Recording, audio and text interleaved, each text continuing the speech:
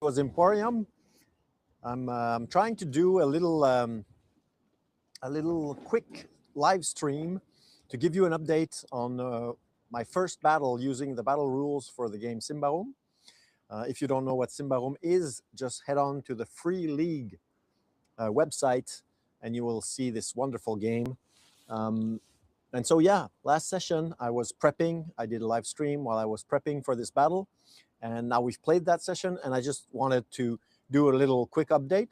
And at the same time, test my setup with this microphone here, because it's now, there's like a tornado in the city right now. And I'm just going to see, am I there? Where am I? I'm just checking on my phone if I'm there. If you see me, and if you are there, please leave a text and tell me if you're hearing anything. So right now there's nobody's there. Maybe there's one person, I don't know. I'm just looking at my phone, trying to see where can I see my stream, because it would be useful to see it somewhere. Let's go see here. I'm still not seeing it. Oh, there I am. Okay, so I'll just click on that and see if it's streaming, if the sound is there. Useful. Yep. To Good. see it somewhere. Okay. Let's go see here. So I'm just going to pause this. Okay. So here I am again. So basically, I will show you, I was using Alchemy VTT for this session. And yeah, I'll show you a bit of the map. I'll talk about what rules I used. Last time I said that I would do some more prep before I ran the game. And actually, I didn't have that much time. It was the same day. So I almost didn't do anything more. And I'll just tell you what happened. If ever somebody gets in the chat. Oh, there, we've got Donald. Donald is there. Hello, welcome to the stream. It might be a one-on-one, we'll see. So yeah, so let's first show you just a bit of what my prep looked like. So for those who follow me, you know that I like using Obsidian kind of prep tool. Actually, it's not a prep tool, but it's used for other things as well. And it's, I'll just show you that. I'll do a little screen share here. I'll go here. Okay, and I'll just put my face on the screen somewhere. There I am. Good, like this. All right. So, so this is my setup. So I had, I think it was, you could see here, La Rébellion des Ennerais. That was my main card. I guess I'll just do a play here just to see what it looks like. And I'll go like this. Okay, so there we go. All right. So we had some information there, and we had the most important part was the armies. So this was actually a skirmish that happened. So this was the army of the Inoi. So just a little quick recap. My barbarian character, he's destined to become the new Angetaltar. There's all this through line with Xanata, with oh yeah, just spoilers for Throne of Thorn campaigns. If you want to play that campaign, don't stop listening. But he's basically, I'm using the spider side quests and stuff and lore with this character. So he has this whole thing going with the spiders. He met Carafran under Carvosti and pledged allegiance to her, and I used the pact rules from the Advanced Player's Guide for that.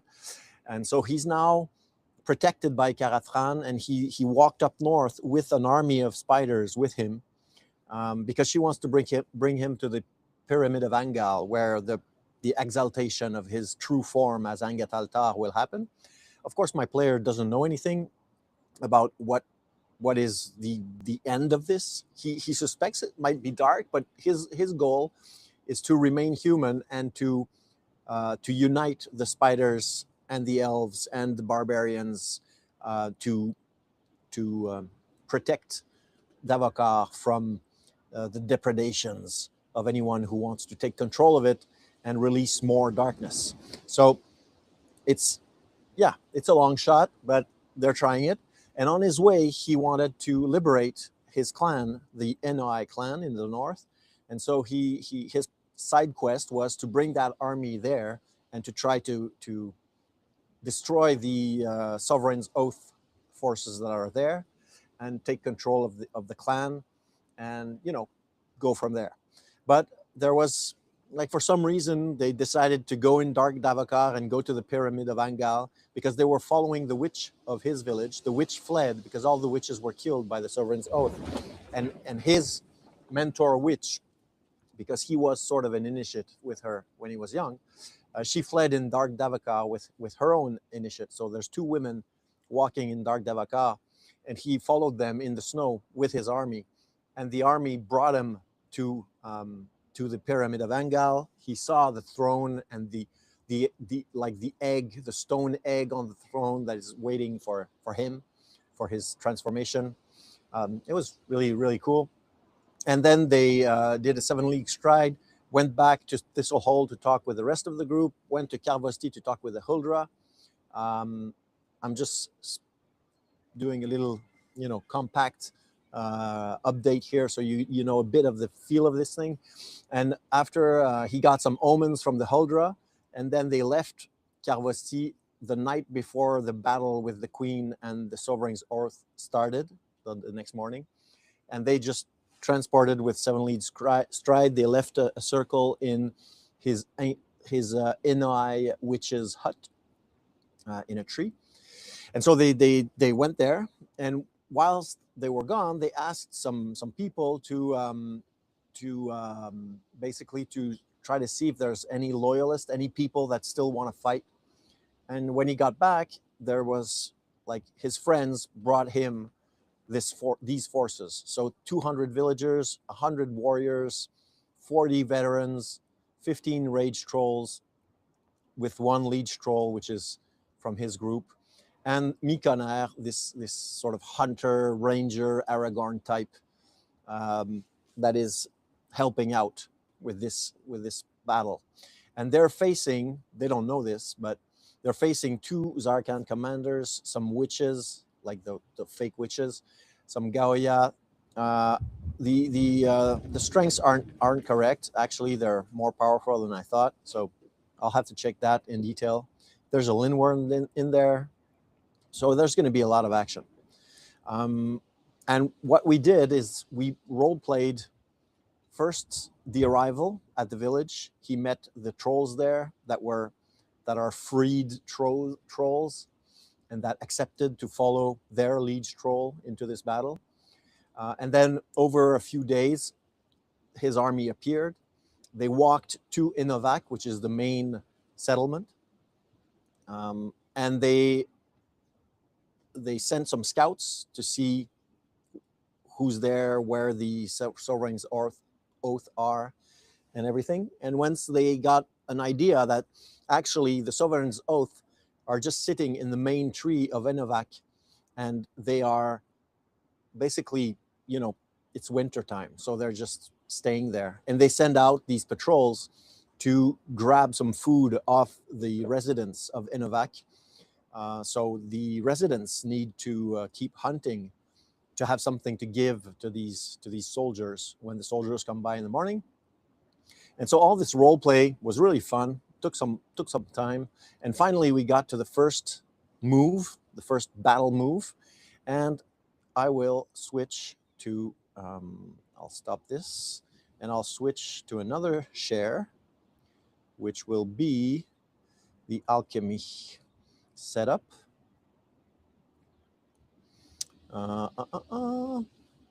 Onglet Chrome, alchemy. There we are. Okay, Now you might even hear some music.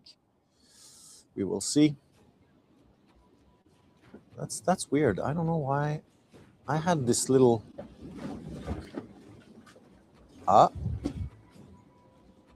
okay. So they removed. Okay, I have a problem here. So I'm just going to. I got it. Probably Alchemy is eating too much information. So what I'm going to do, I will just load it up as an app. Just give me a sec. So there's a few other people there. If you want to put a little text so I can see who's there, that would be nice. Alchemy. Here we are. Let's open this.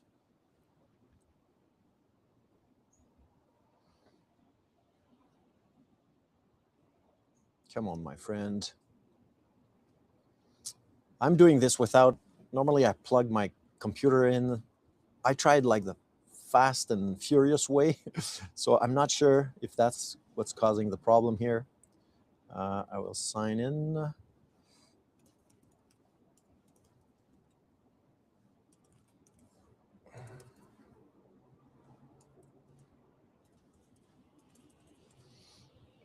Okay, so it's loading the game. Okay, join game. All right, so now let's try this. Let's see if I can share this. I'll close this. Let's share. Okay, in Germany, so it's late. Okay. Okay, cool, thanks. So I'll just show this. So Donald is going to sleep. Cool, cool, cool. Excellent. So you'll be able to listen to this anyways once it's finished. So have a nice dodo, as we say. We've got pseudo-conscious that's here, probably semi-consciously here. And we've got the mysterious ZWN 2193. So welcome everyone. So I'm just gonna share the screen. Let's just see if it's going to work. Alchemy, there we go. I don't use Alchemy usually, and I decided to test it out just for this little side quest with the NOI Rebellion, and I like it. It's not, I mean, for tactical stuff, it's not my first choice. Like when you click on this here, you go in tactical mode. Come on, and I've got a super big map, so I'm gonna zoom out super slowly, but this was the map. So I told them that there's no river, where like all the rest is correct. It's like these trees have houses at the top. I can show you there's some levels here. Here are the stacks. I can show you the top stack. It's going to take a little while to load. And there's so yeah, so the NOI live there. So these are the trees that are around the huge tree. Like Inovac is a settlement that is not well described in the game, but now I can't move this image that you have in background, but you can see this huge tree that I found. So it's similar to this in the look, but under the tree, there's like a gully to get under the tree, under the mega roots, and there's a marketplace there. So there's also a zone under the tree, like it's like a cavern under a tree. It's been digged. Yeah, they digged it out, and some external stairs lead to these houses that are sort of stuck to the tree. And at the top, where the fire is there's some more houses there, like the big house of the chief, and it's like the power, the zone of location of the most power of this clan. And there is effectively a place to do a big bonfire like that. Around it, there's some trees a bit closer. Now, this is completely like a swamp. I described to them that this is not the case. There is some fields, like barbarian fields with a few crops. There's some animals, and pretty close there's some big trees with the villages, like the houses of the villagers of Inovac, are around it. And so they learned that this patrol, like a 2 patrols per day, would come out from this huge tree and then would move. Oh, I can see I'm not on. I'm just going to put my face back on and see if it works. Okay. So the patrols would come by every day, every morning. They would come out of this huge tree, and they will go to the lesser trees and ask for food and stuff. And that's where they decided, let's ambush them. So so that's what we did. So I asked them how many men they want to take with them and all of that, all their tactics. They had some trolls as backup because they knew that there was a lindworm, because the scouts made some good rolls, and so they knew that there was a lindworm potentially, because they already met one. And the thing is, a little custom thing here, I give unnoticeable to lindworms because they're, they have this sheen on their skin, their scales, and they're intelligent, they're prudent. So I want these creatures to be able to come, like appear out of nowhere, strike and disappear. And so I gave them unnoticeable. And I'll click on the tactical mode again. So we've got our people. I'll move back to the bottom. Okay, I'll just move this here so I can see the chat window. If there's anything there, I'll just go like this. Okay, another German. Well, welcome. I guess this game is maybe more popular in Europe. There's a lot of Americans still, because on YouTube there's always a lot of Americans. So there's a lot of Americans that check my channel out, but a lot of Europeans. So usually I do this earlier because I know it's late for you guys. So I try to do it at 5 usually, or 5 o'clock my time. So that means 17, 23, so 11. So yeah, 23 hours for you. But this is spontaneous, completely spontaneous and unplanned. And if you like these, you can leave comments once it's done. Come back tomorrow. Just leave a comment, a like or something. That always helps. But yeah, so we had their crew with they brought with them 20 of their veterans, 5 trolls as backup behind them. There was and they were attacking a patrol of 1 leader, one Tsar leader, 10 Gaoya warriors, and 10 village warriors from the Inai that didn't participate. So they actually were attacking 11 guys, and they were like 20, 25 or something. And so using the point method from the rules, I determined that they were, I think it was like 3-1 in points. So they had an advantage in points, and they decided to be daring, because when you do a battle, and I'll show you the rules for those who don't know the rules, but when you do a battle in Symbaroum, it's totally simplified, and basically, to see how the battle goes, you roll on a table and you get bonuses on that table if you outnumber the enemy. You get minuses if you're if it's the opposite.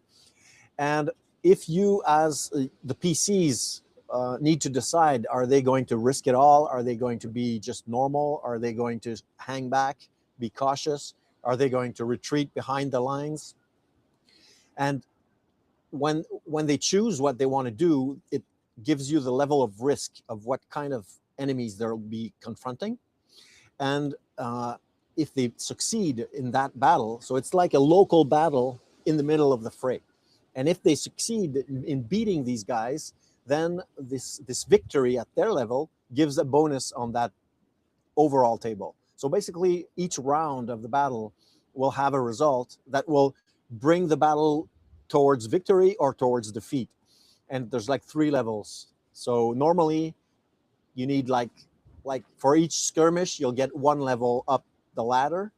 If you're really, really good on your roll, you can go 2 levels. So it takes like probably 3 rounds, 3 skirmishes for the PCs to be able to declare victory or to suffer defeat. But it can go up and down like a tug of war style thing. So if the armies are really close in number and strength, it can be a slog, and then maybe the PCs will just have to skip around and go to the rear of the battle to get some healing and stuff, and then that has a detrimental effect to the course of the battle. Well, it can. So it's an interesting system because it's something that you can use in a very lightweight fashion. It's what I like about it is that it does let the dice decide with who will win.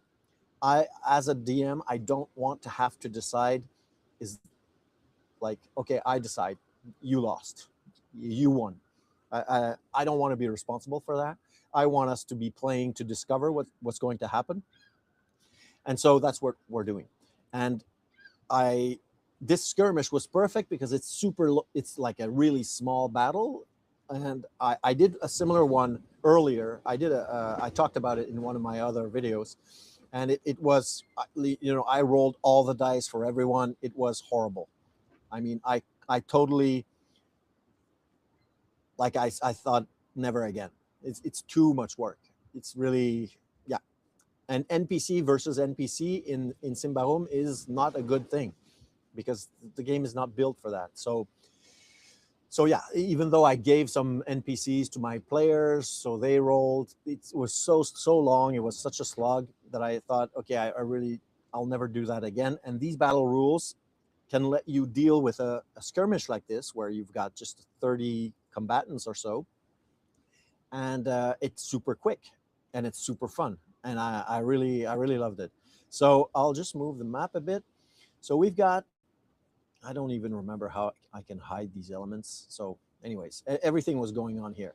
So they were hiding. So this is the, I'll try to zoom more. So we've got some spiders that they brought in from the Pyramid of Angal. These are enemies here. These are Inoi that were like under the control of the enemies. So they didn't participate. There's some, there's the two spiders, and the others, I didn't even put tokens for the others. So the others are there and they're fighting. They're all mixed up in there and everybody's fighting. But basically the Wild here, he has a staff with a magical power that can make a localized earthquake. Mirezin has Marksman Master, so he can shoot through armor. And he started the fight over here with his bow.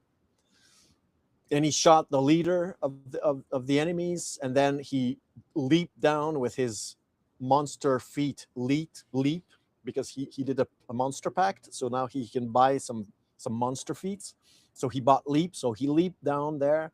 He fought the Tsar leader. He slayed him. Like he got some really good rolls, and this is his moment, so I was really happy for him. It's really really fun.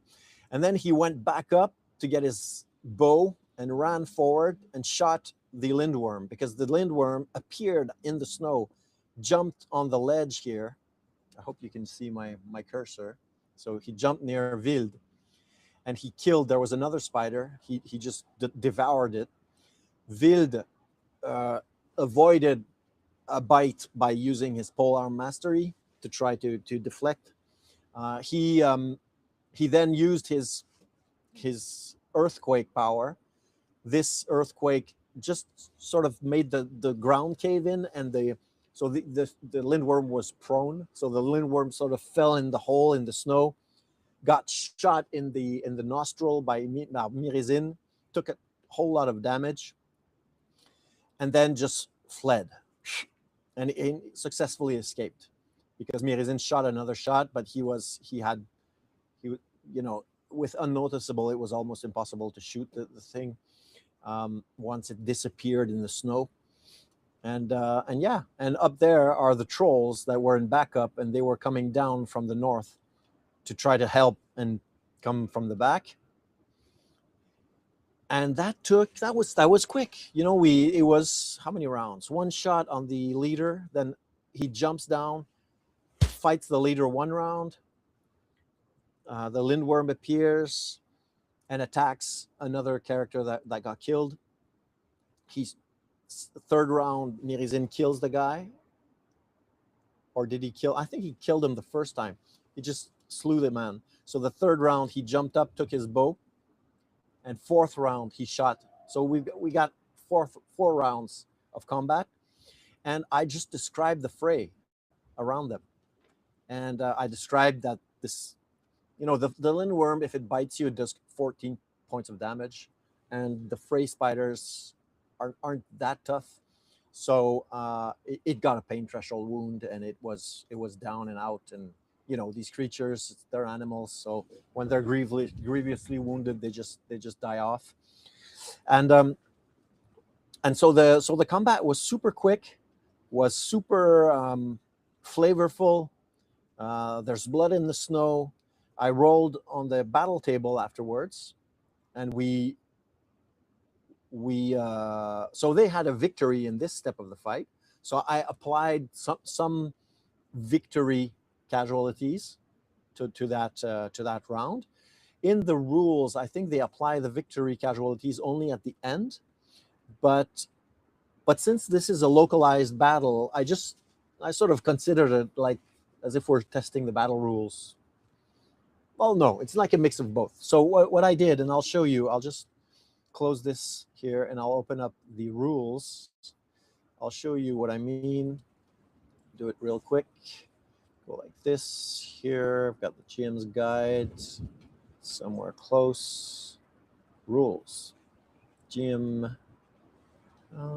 There it is. And I think it's 67, the page. I'll just show you that. Okay, there we are. I'll just share this.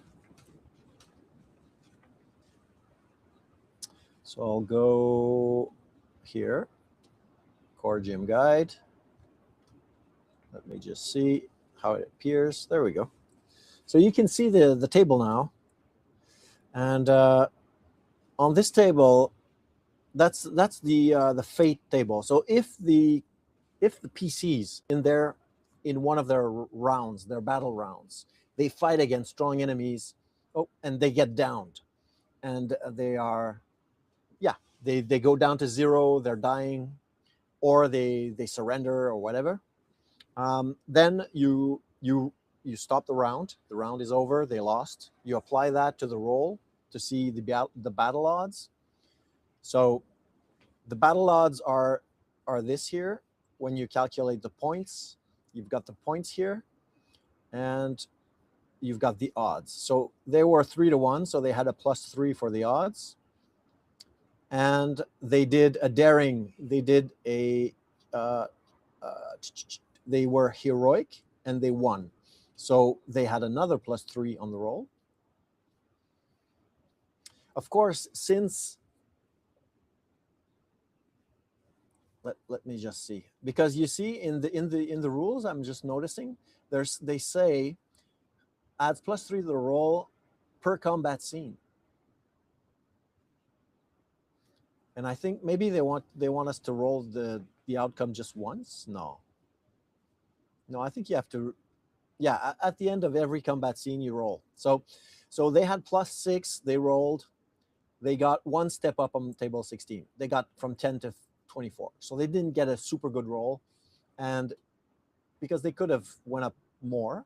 If they rolled a 1, for example, they would have been in the thick of it. One step down means that they're still fighting. They're like it's not over at all. And right now, they just went from stalemate. The beginning of the battle is stalemate, and then you go up to advantage, and then to winning, and then to victory. And no effect until the battle is over. I don't really like that. So I don't remember what I did, but I think I gave them, player characters side sustains like this amount of casualties. That's what I rolled, because I think that people hitting the, people trying to kill themselves in close quarters, you're going to get some blood on. You're not going to, in 4 rounds of fighting, some people are going to die. So we rolled this. They lost. They had two casualties plus the Frey spider. So one is badly wounded, one is dead, and the spider is dead. So we've got a question here from Pseudo Quest Conscious. Do you allow any modifiers or benefits for the tactician ability? That's a good question. There are actually rules for when the PCs are commanders, and the commanders actually, it's not, as I said, they made these rules, and they say in the book, we made these rules super simple because we just want to focus on the action, where your characters are, and all the rest is completely abstracted. So when you have a PC commander, they don't even have any rules for what they would do to give more chances for their troops. And the commander role that you do is actually when you're on the move, to avoid desertions, to avoid stragglers, to avoid getting into miserable terrain and stuff like that. So that's super interesting too, because you can go on campaign, and since this adventure is all about going in Davokar, and travel is supposed to be dangerous in that game, so that's good. And you use that, and you also use your commander test if you have a domain and stuff like that. So it's not in the battle actually. And what I'm doing right now is the main thing that I'm doing, and my PCs don't have tactician, so I don't have that problem, but I certainly would consider giving some advantage. I'll check it out later. I'll check out the card, what it does, I mean the ability. But you see that the main point that I'm using is that they get these points, and the fortifications are major. The effect that it has on your battle is major. So in this case, they knew, because they sent scouts, they had some intel. That's their decision. I didn't tell them send scouts. So they're actually being commanders. And so these scouts came back and told them about the patrols and about the tree and about the forces that are in the tree. And they were thinking, okay, we need to lure them out, because if we fight them in the tree, because I told them, if you attack the tree, they're in a permanent fortress. So their forces basically are worth 3 times more. So they were strategizing to try to get them out, and to try to at least pick some off by getting them out, and which they succeeded at. The only thing is that the Lindworm fled. So this patrol is a goner. So the enemies have lost some power there, but the Lindworm is going back to alert them. So now the surprise effect is gone. If they had destroyed all of them and none of them had fled, they probably could have had the jump on a second troop that would come out to look for them. So that was their tactic. That's what they did, and that's how I'd play it mostly, because I want to keep things as grounded as possible. In the role play, in the scene, in the setting, in the actual action, what's going on. I'm always going to put that forward first, and then I'll decide what rules I use to arbitrage that. But I'll never sort of shoehorn myself in a system of rules and just say, oh no, we have to follow these rules because that's what's written. And this game isn't about that anyways. It's a game that is really all about using rulings and being flexible as a GM. And since you don't throw dice, you can you get more time to think about those things while you're running it. The other thing that helps is that this game is a game that is symmetrical, and that's a problem too, because it's not totally symmetrical. It's on the advantage. It's rounded down for enemies, so the PCs have an advantage in this. But yeah, it's mostly symmetrical, which means that you can sort of calculate the odds of any given ruling that you're going to dish out to your characters pretty easily. So it's you can wing it a bit, yes, more or less easily. I'm just going to quickly get a look at Tactician. I've got it in my heptabase. Everything is there at the tip of my fingers. So Tactician is cunning instead of quick. Okay, so it just changes your stats. But I know that the description of this ability says that you're very good at tactics. So what I would do in that case is that I would definitely ask the player to roll for tactician, roll cunning for tactician, to give them some insights, like more insights about where there are like potential ambushes, where what are the how do you say in French we say approvisionnement, where the food comes in. How do they get their food? Where does it come from? All sorts of info that I would normally not give, because I would say, like, the players could deduct this by themselves, but since your character doesn't have a special ability, I'm not going to give it to you. You just have to be a good tactician yourself. But since you do have tactician, I would tell them, like, what are the strength of the fortifications, what are the possible advantages of this battlefield instead of this battlefield, etc. And I tried to create some, like, risk reward kind of stuff. Like the hill would be a great place to be, because you'd have the advantage because you're up on the hill, and you could easily build some temporary fortifications there that would give you a ×2 your point number. But to get there, you need to move stealthily and not be detected by enemy scouts. And so you see, so you could give different battlefields options with different advantages and challenges to each battlefield, and so they can choose which one they want to go to. Like in this case, I gave them intel, and they decided, okay, we're going to ambush one of the patrols, and so they did that. And I mean, that's exactly what I wanted. I wanted to give them some options, some info, and then that they choose how they want to run this battle. Because they could have said, okay, we feel powerful. They're pretty powerful PCs, but they're only 2. But they've got a few trolls. So maybe they could have, I don't know, used illusion magic to try to creep up on the big tree and, sneak in and kill the leader, and then launch the major attack. Or there could have been tons of different tactics to be used here. And I want to, of course, not guide them at all in what they want to do. So in this case, this first ambush gave us just a little bit of time to try out these battle rules.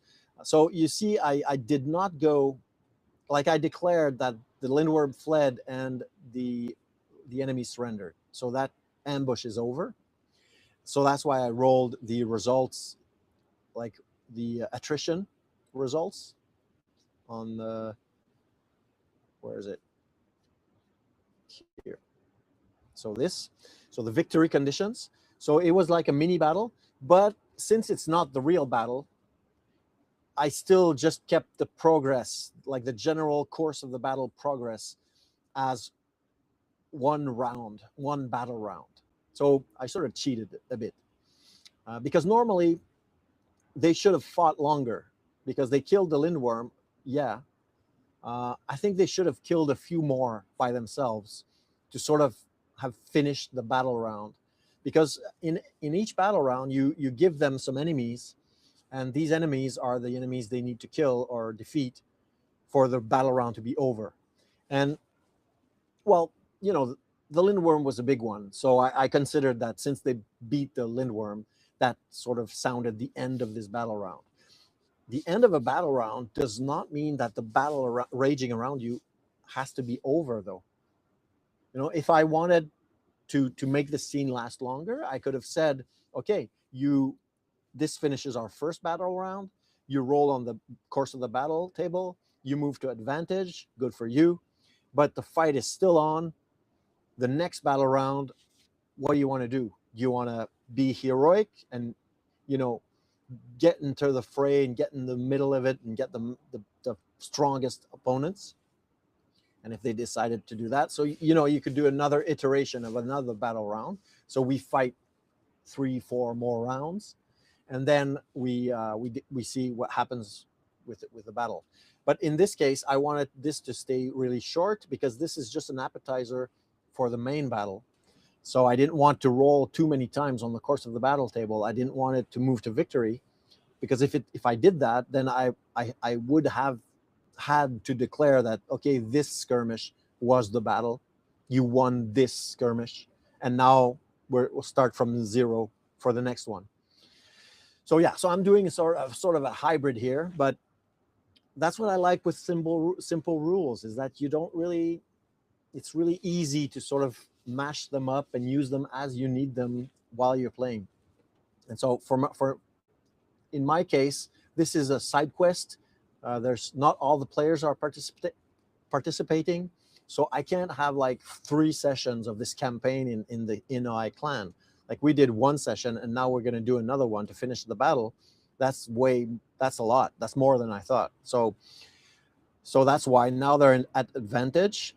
I think that they'll have another round as they get to the tree and they try to start assaulting it. We'll have a round there, and then if they roll well, they'll get to winning, and then they'll do the final boss round where they'll fight the strongest of the strong. It's going to be really deadly. I don't know if they'll survive that one, but if they do, I'll give them an extra bonus because they killed the little worm and all of that. And so they'll probably roll with maybe, I don't know, we'll see what the battle odds are at that point, but they'll probably roll with a +6 or 7. And so if they get 3 or more on the die, they'll be in a victory state and they will have won this battle. So, and that's for next session, 2 battle rounds of the victory, talking about the aftermath a bit, will be enough content for that session. And I think it's going to be quite stressful, quite heroic. And the fact that I'm using these rules is really liberating for me, because I can just freely describe what's going on around them, keeping it vague with a lot of fog of war, a lot of, you don't know exactly what's going on, but you can see that you're winning. You see, that your men are holding up and that have momentum and all that. But it's really easy with a description to, like, if they roll bad and it goes down again, then okay, you've got some, there's a tough cluster of enemies in a house there that is pelting arrows on your guys in the stairs, and they're all falling off with arrows in their necks. And you have to set up these elements in the descriptions, because that's what your players narratively, that's what they're going to go after. They're going to say, okay, we have to get to that house and kill the archers, and that gives them goals. So you've got this narrative going on. That's the most important part, but the narrative reflects roles that you're doing on this course of the battle table, which is super simple, but it's just enough to give you like the permission structure as a GM to describe vividly what's going on in the battle, that makes the stakes higher because things are going bad, or you can see the win some in the distance, and that's really cool. I really like that. And they will be in the thick of it, and they will get to do some heroics.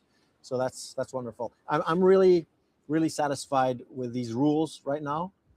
I'm just going to come back here to full screen, and oh yeah, I have to stop this. So yeah, I had a lot of fun. We had a lot of fun with those rules. The super simple level is perfect for me. There's a similar battle rules in the game Pendragon that are really cool and that work a bit the same way. You've got battle rounds. It's the same concept. I'm sure they probably read Pendragon and they sort of adapted it, but in Pendragon it's slightly more complex, but really slightly. It's basically the same thing. And you get to fight a lot of people, and you get to try to go after the enemy chief, and you try to. And I actually like that the tactical part of these battles is left for the narrative. And to answer your question, Pseudoconscious, I would definitely add on some bonuses if they get a super good idea. If what happens during those battle rounds is crucial, and that the +3 for being heroic would be like the standard bonus. And if I see that they've done something major, like maybe they killed one of the commanders of the enemies, and they burned down the siege tower, and they caused the explosive rounds to detonate and destroy a regiment or whatever. If they did some tactically intelligent moves, I would definitely maybe double their bonus and go to +6 for sure, because you just need to. You want to give the players choices, and you want these choices to really have an effect on the story. So you can't be cheap about it. You just have to, you can give them even +10, instead of +3, because if it's major what they did, and it's like everybody around the table is like, wow, that was awesome. You need to let this be reflected by the mechanical aspect of the game, and they earned their win. They deserve it. You just give it out. And at the same token, if they act completely stupid, I would have no qualms to really, have a lot of casualties, have friendly NPC they love die. You can be really mean, because you said you've got a system. It's not just GM fiat. It's like, okay, you really screwed up. Like, you sent your best troops. You knew that they were heading towards trolls hidden in a barricade, and you sent them on like cannon fodder, so they get completely, smashed, and you get a big minus on your roll, and then you're going down till defeat, and you get all the role play that goes with it. Like, the morale of your troops is going to be lousy. Okay, I've got awesome. Thanks. I like the idea of providing it with Intel. Yep. I think it's the most interesting thing you can do. And also, if they have tactician, and that sometimes the players aren't really good at tactics themselves, and so they're going to imagine something because they think they're Aragorn and they can run around slaying left and right and never get hurt, and they're going to dream up some stupid plan. And you can just tell the tactician player, okay, you know that in the battle of whatever, in during the Great War, there was a similar situation, and the general blah blah was got ripped to pieces, because the enemies closed the way back, and the troops could not retreat, and blah blah blah. You can drum it up like that, or you can keep it simple and just tell them where the weaknesses of their plan are. You can say, for example, well, you're going to get flanked, so that means the enemy is going to get advantage. Like, all the enemies are going to get advantage against you, which means your NPCs will have a tough time. You just, give them information. That's always cool. And now I just lost my thread of thought. I was just basically saying that, you reward the players for the choices they make. And having a system, for me, is I like that as a GM, because it keeps it within the bounds of the game. It's a game, and the game helps us move through these scenes without anyone feeling that they were, that it was unjust or anything. If some new people are joining to the feed, we're almost done here, but maybe just put a little text in the chat, just so I see who's there. And I'll, as closing words, what could I say? I think that, well, if battles are going to be a thing in your games, getting a hold of a PDF of the battle rules from Pendragon could be an interesting read. That could be one thing, because I personally love battle scenes and a lot of fantasy stories. There's multiple occasions where you want these skirmishes and battle scenes. And as I've just shown, even if it's a small skirmish, but you're a gang of outlaws in the woods, you're like Robin Hood, and then you attack a caravan, and then suddenly the sheriff stuffed the caravan with soldiers, and it's a counter ambush, and that battle can be super exciting. But if you play it out man by man, it's just so long. It gets super boring. So I love that they added these rules to Symbaroum, even though this game doesn't have many battles, but there are, and it's really fun that it stays focused on the action. So I love that. Um, Last thing I could say is that I'm. If you want to support the channel, of course, you can head down through Drive Through RPG and look for Playing with Goblins, and Dare You the Goblin Games. It's the same adventure, but I did one is 5e compatible, and the other one is Symbaroum. So of course, buying that adventure helps me out, and you can see it's the first one I wrote. I'm going to write some more stuff. It's going to be much more OSR in style, much more because this one I wrote in the Symbaroum style, and it's very wordy, but it's still, I think, really interesting and fun. And there's goblins to, you can RP goblins in it, and that's cool for a DM. So I'll do some more stuff down the line. That's why I called the channel Leo's Emporium. I thought at some point I was thinking, should I have some kind of a Patreon but I don't. I'm doing this completely on the side just for fun, and I can't have like the pressure to produce more content because people are waiting for the exclusive content and blah. I don't want to go there. I don't have time for that. So I just thought, okay, well, since I create stuff for my games, and I like writing, I like the action of creating these documents. I like the looks, the choosing fonts and stuff, and so I thought, okay, I'll just publish a few things like that, and if people want to help out, then that's there for the taking, and they can. So there you go. So well, thanks again for being there. If you're curious about Symbaroum, you can watch my most popular video is why Symbaroum is my D&D.